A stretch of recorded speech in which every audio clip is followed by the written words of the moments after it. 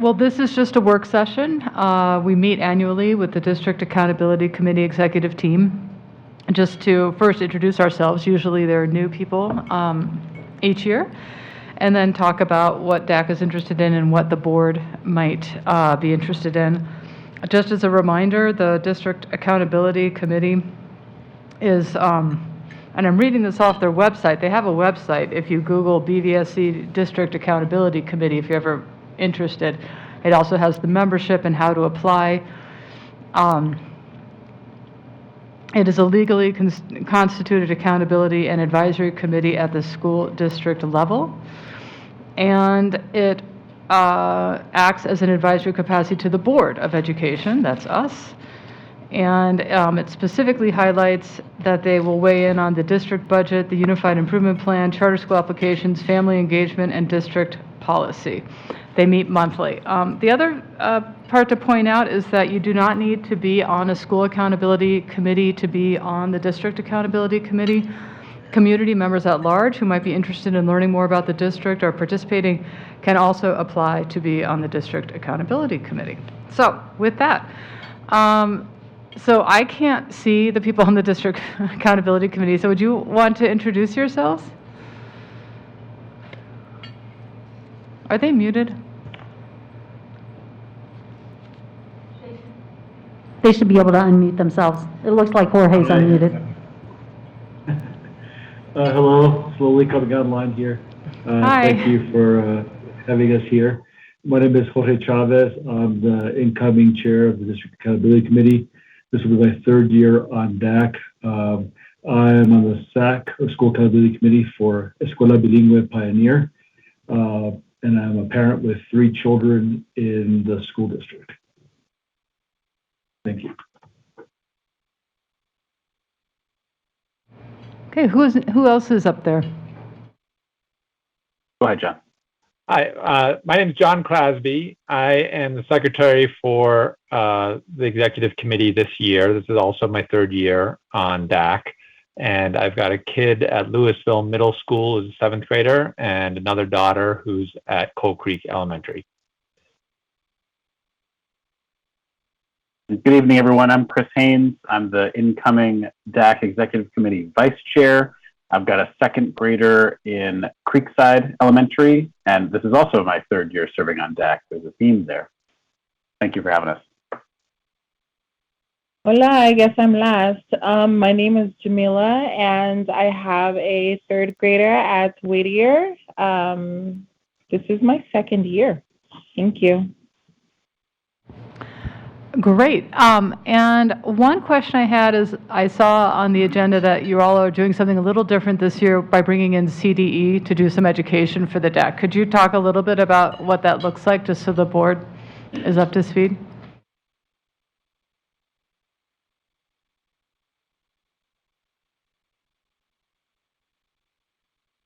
There we go. Sorry, trying to unmute there. Yes, thank you for mentioning that. Yes, we are holding a training session tomorrow evening to kind of onboard the new members of the DAC for this coming year, and also to kind of reorient the continuing members from the past year. You know, last year was a very unique year. There were many challenges for the school district and for the District Accountability Committee. So this is a chance for us to kind of reconnect as a committee and really kind of re-examine the priorities and the mandate in the formation of the District Accountability Committee. We want to kind of have everybody on the same page moving forward about kind of what the accountability stands for with the committee. And so this is a chance for us to kind of do that. We held the town hall at the end of last year's session with the members that would be continuing for the new year, just to get a sense of how they were feeling. And so from this town hall, we learned a couple of things. One, we learned that, well, everybody was drained and that it had been a really long year, and that the committee meetings have been extremely long, and there's a lot of material to grapple with, and a lot of kind of skills that need to be developed in order to continue to move forward. So we thought that this is a good way for us to kind of reorient around the kind of subcommittee areas that you mentioned at the start of today's meeting, so that everybody can get a better sense of kind of what their roles are, but also to kind of get our committees meeting more regularly, or our subcommittees meeting more regularly, to kind of build some community, build some relationships, and really focus on the projects they have for this coming year. So this orientation tomorrow is going to kind of set what the mandates are for the DAC for the coming year, talk about the specific roles of the subcommittees as we have organized ourselves, and set up some priorities for kind of how we're going to move forward, and hopefully allow some more time to kind of meet as a group. Thank you. Board members, do you have, okay. Do you all have any questions about the training piece? Okay. So then, I guess I'll hand it back over to the DAC exec about, are there any thoughts that you have right now about issues that you want to look at outside of the Unified Improvement Plan and the budget?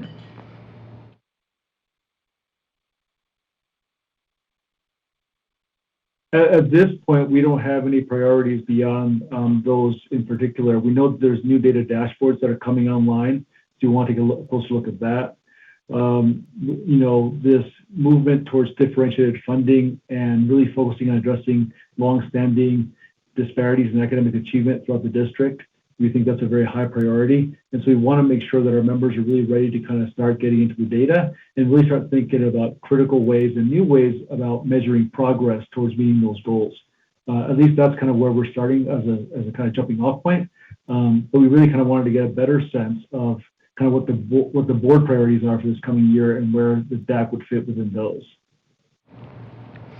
And then Rob, do we see a way to have DAC have a role in how we spend the government funds from e-cares and state funds? Is that something that could go through DAC and then to the board, or because they're looking at the data and their measurement simultaneously? I think that we'll always include DAC to the extent that we're presenting the information or they're creating a subcommittee to kind of help us with that. I think we need some board direction on. But I will say, as I think about board members, our proposed priorities for this fall, there may be some opportunities in some of the things that we've already kind of talked about working on to include DAC. I'm thinking as we investigate the community school concept, that would be through those ESSER funds. I think DAC would be very interested in helping us investigate that and providing feedback on that idea. As I think about the strategic plan metrics, as you've already heard Jorge discuss, that they're very interested in how do we begin to review those and help those inform what we're doing in regards to our district UIP and our school improvement plans. And then I know that we're providing the board an update on disproportionate discipline, and I know that DAC will be incredibly interested in that given their involvement from the last year. And so without looping them in on everything, I would say those are three really good starting points, with the understanding that I attend every district accountability committee meeting, and we're just very engaged. I think that we've got excellent leadership within our district accountability committee, and we are aligned in the sense that we all want to see the same things for our students, and DAC has been very supportive of our district strategic plan. So we're very well aligned, but I think those three items might be great places for them to dig in a little bit deeper. Board members, how does that sound to all of you? Sounds good. Good. Thanks, Richard. This sounds really good, and if we could maybe involve DAC a little bit more in this whole SRO process, I'm not sure how much we can involve them in, but maybe they can help us look at, if well, I guess the disciplinary information, I think, would help a lot with that, to see if it's actually diminished or not. That's what I'm looking at, yeah. Sure, and I was thinking of something else. Right now it's skipped my mind, so let me think about it. And I will just share that DAC does have a full docket in regards to reviewing budget, reviewing strategic plan metrics, and really thinking about their obligations as defined by law. So I think that these three things, with the metrics, the disproportional discipline, and this community schools concept, I think would be manageable, given my conversations with their executive team. And then, as always, if there are things that come up and DAC wants to get involved in, we'll just have those conversations. Well, and I'll add that they often look at policy, so we don't have the whole policy map, and I know some of our timing is messed up because we were doing other things last year, but we tend to flow a lot of our policy through DAC as well. Lisa?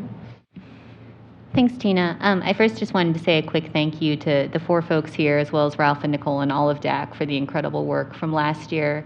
The other thing that jumps to mind is I wonder if some of the discussions we're having around the CLDE work might be closely related to the work they did for us on SROs and disproportionate discipline, and whether or not there might be a place for them to engage at some point in there. But I also hear you saying it's a full docket. It just seems like something that might be of interest. I think my recommendation would be, let us do our initial presentation on that, and then we could have that discussion kind of as a governance team on how we'd want them to be involved. I do think that's something that many of our DAC members would be very interested in. I just don't want to overcommit, and we just need to kind of know where we are. I don't want to get ahead of the review process that we're going to be doing, so.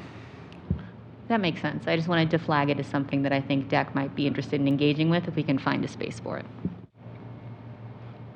Another question I have is, obviously the DAC has been recommending for almost as long as I've been on the board, to focus more resources on the achievement gap, and we did do the weighting funded, as Jorge, you mentioned. But I want to make sure that the whole DAC understands how much the board appreciates you and how much we listen. Is there anything we could do to help with that appreciation, whether it's having board members all rotate in this year along with the DAC liaison, or any other ideas that might help with that?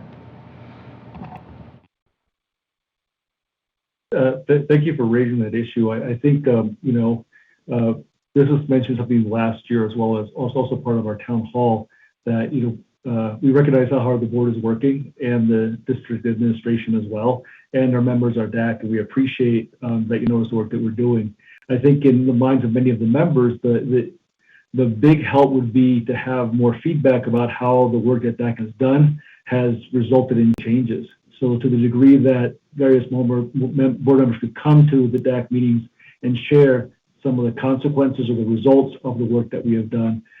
So, for example, some work with SROs, as you move towards implementation, I think the DAC would appreciate having some feedback on that, or just getting a sense of kind of what substantive changes are resulting from that work.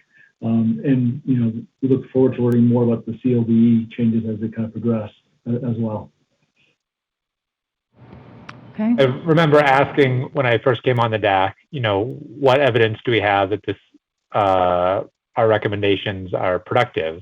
And people pointed to expanded school counselors in schools as a concrete example of a DAC recommendation that kind of made it up through the process, and then the board took action and allocated dollars, and changes were made. So just to echo what Jorge said, closing the loop where our input has an impact on policy, letting everybody know exactly how that happened is useful. Another question I have is whether you feel that your membership is representing all of our 56 schools, or do you still have gaps in recruitment?